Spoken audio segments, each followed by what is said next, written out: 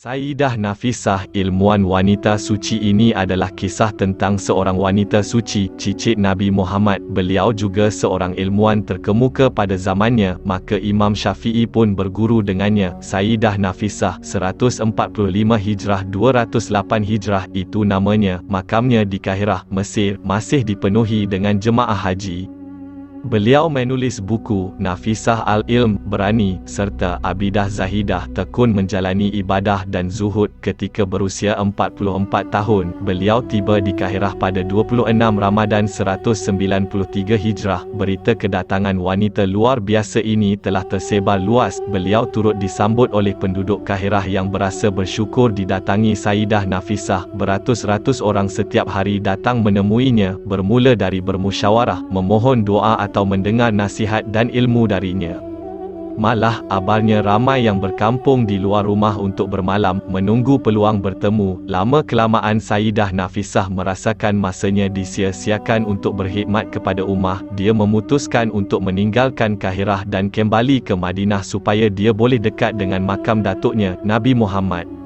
Bagaimanapun, penduduk Kahirah membantah dan merayu agar Sayyidah Nafisah membatalkan keputusannya untuk pulang ke Madinah. Gubernur Mesir campur tangan. Dia meminta Sayyidah Nafisah untuk tinggal di Kahirah. Gubernur menyediakan tempat yang lebih besar untuknya, supaya kediamannya boleh menampung lebih ramai orang. Gubernur juga mencadangkan bahawa dia menerima orang hanya pada hari Rabu dan Sabtu. Di luar waktu itu, dia boleh kembali mengasingkan diri untuk beribadat seorang diri.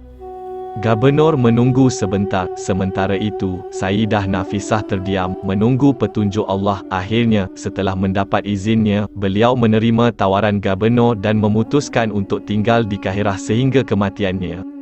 Sebelum tiba di Mesir, Imam Al-Syafi'i telah lama mendengar tentang ulama wanita ini dan juga mendengar bahawa ramai ulama datang ke rumahnya untuk mendengar ceramah dan ceramah beliau. Al-Syafi'i datang ke kota ini 5 tahun selepas Sayyidah Nafisah. Beberapa waktu kemudian, Al-Syafi'i meminta untuk bertemu dengannya di rumahnya. Sayyidah Nafisah menyambutnya dengan penuh kemesraan dan kegembiraan. Pertemuan itu diikuti dengan pertemuan yang kerap, masing-masing mengagumi satu sama lain kerana tahap keilmuan dan kepintaran. Ketika Al-Syafi'i pergi mengajar di masjidnya di Fustat, dia singgah ke rumahnya. Begitu juga apabila pulang ke rumah. Diriwayatkan bahawa Al-Syafi'i adalah ulama yang paling sering mendampingi Sayyidah Nafisah dan membacakan Al-Quran kepadanya, tepat dalam status Imam Al-Syafi'i sebagai tokoh utama dalam bidang usul al-fiqh dan fiqh.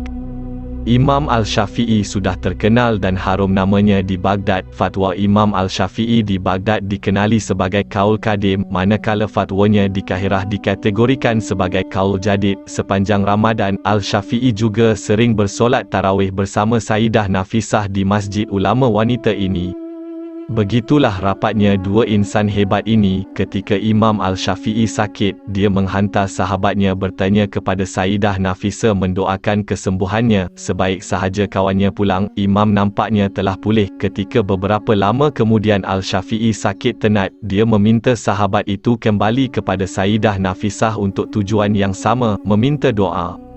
Kali ini, Sayyidah Nafisah hanya berkata, "Mata'ahu Allah bi'al-naz ila wajhih al-karim." Semoga Allah memberinya kegembiraan apabila bertemu dengannya. Mendengar kata-kata sahabat dan gurunya itu, Al-Syafi'i segera memahami bahawa masanya telah tiba.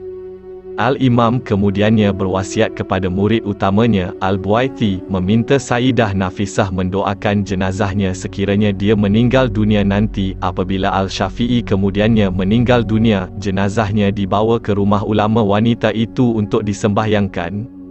Antara nasihat Sayyidah Nafisah kepada murid-muridnya ialah: 1. Kalau nak cukup, bukan nak miskin, bacalah Quran Surah Al-Waqiah 56. 2. Jika ingin kekal dalam akidah Islam, bacalah Quran Surah Al-Mulk 67.